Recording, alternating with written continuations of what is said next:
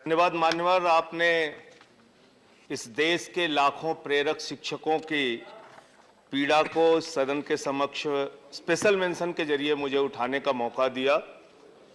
महोदय, सरकार के साक्षर भारत मिशन के अंतर्गत कार्य करने वाले प्रेरक शिक्षक कई महीनों से धरने पर बैठकर सरकार तक अपनी बात पहुंचाने की कोशिश कर रहे हैं। देश भर में ऐसे लगभग 5 लाख तथा अकेले उत्तर प्रदेश में लगभग 1 लाख प्रेरक शिक्षक थे जो ग्राम पंचायत स्तर पे प्रेरक शिक्षक के रूप में कार्य करते थे। किंतु 31 मार्च 2018 से इन प्रेरक शिक्षकों की नौकरी पर रोक लगा दी गई थी। आज ये प्रेरक अपने परिवार सहित गंभीर आर्थिक संकट से जूझ रहे हैं।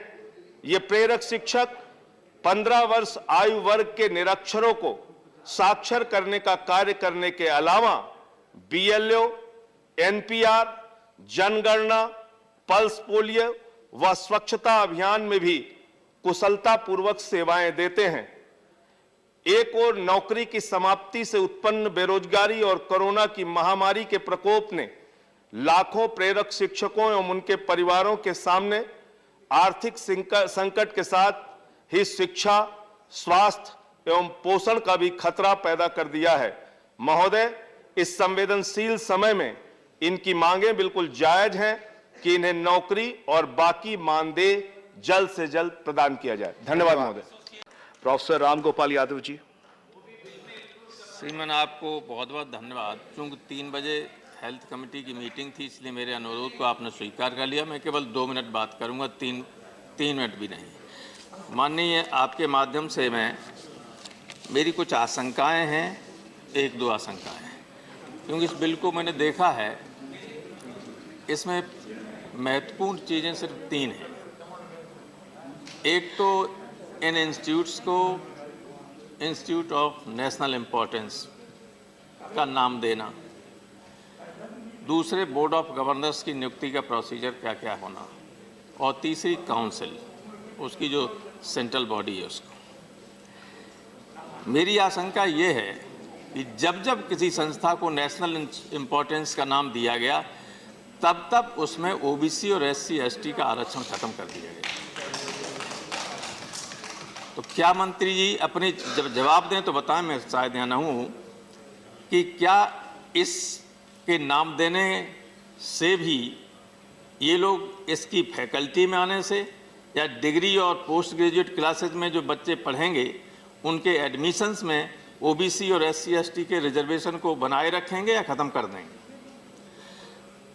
दूसरी बात यह है कि ये जो आप काउंसिल बना रहे हैं, इसमें जो है उसमें लगभग 22 से 24 लोग हैं। उसमें 3 एमपीज और 2 कुछ एसोसिएशन वगैरह के लोग हैं जो हटके हैं, और सब केंद्र सरकार के जुड़े हुए लोग, सारे के सारे। कुछ जॉइंट सेक्रेटरीज हैं, कुछ उसके नॉमिनीज हैं, कुछ और एडमिनिस्ट्रेटिव जो मिनिस्ट्री है उसका नाम आपको लिखना चाहिए, तो केमिकल्स और फर्टिलाइज़र है, हेल्थ तो है नहीं। या तो हेल्थ लिखिएगा या केमिकल्स और फर्टिलाइज़र लिखिएगा, वो आपने कहीं नहीं उसका जिक्र किया। संभवतः आगे ये दवा वगैरह वाला आप हेल्थ में लेना चाहते हैं, ले लो तो ज़्यादा अच्छा है, क्योंकि पोर्टफोलियो आपके पास है, दैट इज़ अनदर थिंग। लेकिन अगर न हो तब तो वो उसमें ये कन्फ्यूजन होता है कि कौन से मंत्रालय का मंत्री काउंसिल का अध्यक्ष होगा, राज्य मंत्री उसका उपाध्यक्ष होगा।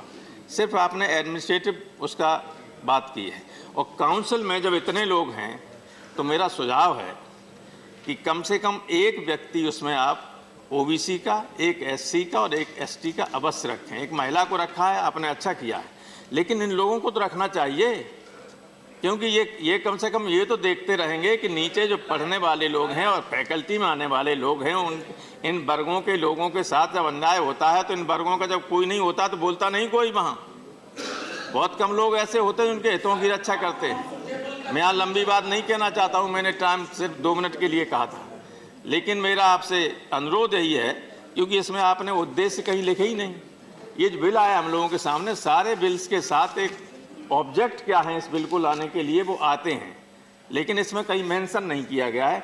तो हमें लगा कि केवल आपका उद्देश्य यह है कि इसको नेशनल इंपॉर्टेंस की संस्था बना दिया जाए। ये 700 संस्थाएं हैं, तो उसका ख्याल रखिएगा, ध्यान रखिएगा। और ये देश के जो बड़ी संख्या में लोग हैं, पिछड़े, दलित और आदिवासी या शेड्यूल ट्राइब, उनका ख्याल रखिएगा। उनको तो कोई पूछता ही नहीं है। अब वैकेंसी निकलती हैं, आप देख लीजिए यूजीसी और सब में कहीं नहीं है। और कितने लोग हैं ये सब जानते हो आप। 1 मिनट में भूपेंद्र जी बैठे हुए हैं, पता करिए क्या है लोगों का। आप सरकार चला रहे हैं, आपको इनके हितों की रक्षा करनी चाहिए। बहुत बहुत धन्यवाद सर।